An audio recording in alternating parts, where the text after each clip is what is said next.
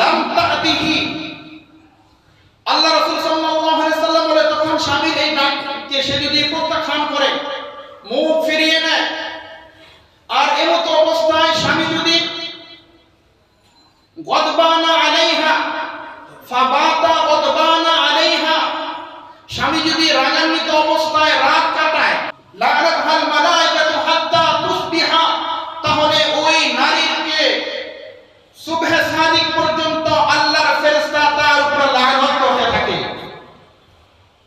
কোন স্বামী, এই হাদিসের সারাংশ হলো, কোন স্বামী যদি তার স্ত্রীকে মনের চাহিদা পূরণের জন্য সে যদি বিছানায় রাখে, স্বামী স্ত্রী যদি শরীয়ত সম্মত কোনো কারণ ছাড়া, অসুস্থ বা কোনো ওযর ছাড়া যদি স্ত্রী তার ডাকে সাড়া না দেয়, তাহলে এই স্ত্রী বলে হাত্তা তুসবিহা, বলে ফজর পর্যন্ত, সুবহে সাদিক পর্যন্ত এই ফেরেশতা তার উপর লানত করতে থাকে।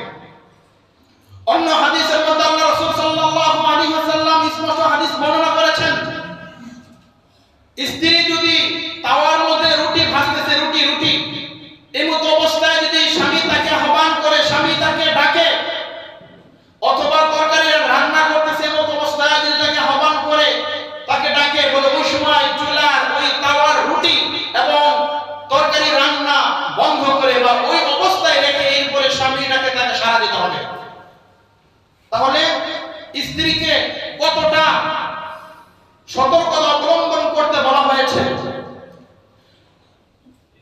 5 নম্বর, স্ত্রীর নিকট স্বামীর অধিকার হলো, বলে স্বামীর সাথে একজন স্ত্রীর আচার আচরণ অনেক সুন্দর হবে, অনেক মধুর হবে, স্বামীর সাথে সুন্দর সুন্দর প্রাঞ্জল ভাষায় কথা বলবে, তার যে সকল কাজকর্ম রয়েছে সেগুলো খুব আদবের সাথে সেই কাজগুলো সে আঞ্জাম দিবে।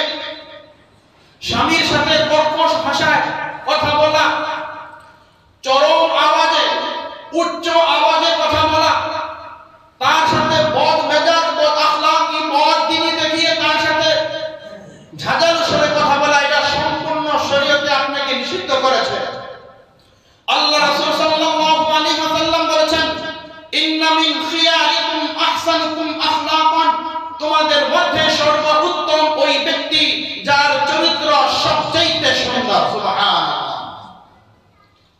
যার চরিত্র সবচেয়ে সুন্দর, বলে তার ব্যাপারে আল্লাহ রাসূল বলেছেন যে সবচেয়ে উত্তম আদর্শ আখলাক হলো মানুষ ওই ব্যক্তি, বলে যার চরিত্র সবচেয়ে সুন্দর। এজন্য মা বোনদের উচিত, বলে নিজের স্বামীর সাথে সুন্দর মিষ্টি সুরে কথা বলা। আজকে দেখা যাচ্ছে মিষ্টি মধুর সুরে কথাবার্তা, আজকে অফিস আদালতে আমার কলিগের সাথে, আমার বন্ধু বান্ধবের সাথে আমার মিষ্টি সুরে কথা, সুন্দরভাবে সাজিয়ে গুছিয়ে কথা বলি, কিন্তু আমার ঘরের যে মানুষটা যার সাথে শরীয়ত সম্মতভাবে আমাকে জড়িয়ে দেওয়া হয়েছে, বলে সেই মানুষটার সাথে আমার আচার আচরণ কেমন, সেই মানুষটার সাথে আমি কেমন কথাবার্তা বলি, তাকে কি পরিমাণ কষ্ট দেই, বলে তার দিলের মধ্যে কি পরিমাণ আঘাত আমরা করি, ওটা সেটা ভাষায় বোঝানো যাবে না। আমাদের চোখের সামনে ইতিহাস এমন দেখা গিয়েছে, বলে স্ত্রীর পাওয়ার রয়েছে, স্বামীকে হাত পা ভেঙে দিয়ে দেশের বাইরে পাঠিয়ে দিয়েছে, স্বামীকে পঙ্গু করে বসে রাখা হয়েছে। স্বামীকে যদি পঙ্গু না করে, তাকে কষ্ট না দেয়, ঘরে বসিয়ে না রাখে, তাহলে সে তার অপকর্মে লিপ্ত হতে পারবে না, গুনাহে জড়িত হতে পারবে না। এক জায়গার ঘটনা, বাস্তব ঘটনা এমন হয়েছে, স্বামী একটু সরল সোজা, বলে দেবর সাথে পরকীয়া ছিল, স্বামীকে এমন কষ্ট দিয়েছে, বলে দেবর আর কয়েকজন মিলে ওই স্বামীকে বালিশ চাপা দিয়ে, মুখের মধ্যে বালিশ চাপা দিয়ে ধরেছে, মুখের ভিতরে গামছা ঢুকিয়ে দিয়েছে। সর্বশেষ ওই নারী, ওই মহিলা তার স্বামীর অন্ডকোষে চেপে ধরে এরপরে তাকে হত্যা করেছে। যখন ঘটনা বিস্তারিত তদন্ত করা হয়েছে, এরপরে প্রমাণ পাওয়ার পরে স্বীকারোক্তি দিয়েছে। তো এই হলো নারীদের অবস্থাই হলো নারীদের কাজ। এজন্য আল্লাহ রাসূল বলেছেন, তোমরা তোমাদের স্বামীর সাথে মধুর আচার আচরণ করো।